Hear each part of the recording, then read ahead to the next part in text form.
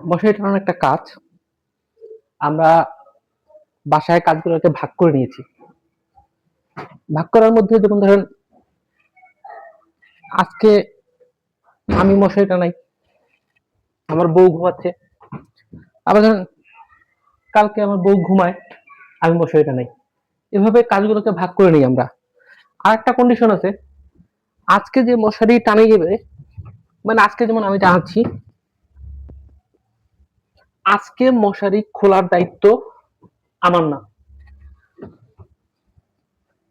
কিন্তু কালকে সকালে সেটা আগামী নতুন দিন হয়ে যাবে, তখন সেটা আবার আমার উপরই বর্তায়। তো এভাবে কাজ ভাগ করে নিলে কিন্তু আমরা ইনশাল্লাহ কি বলে শান্তিতে থাকতে পারবো আর কি। হ্যাঁ, উপদেশ মাইনেন মাইনেন। এই মশারি টানানো শেষ, থালবাটি ধোয়া লাগবে।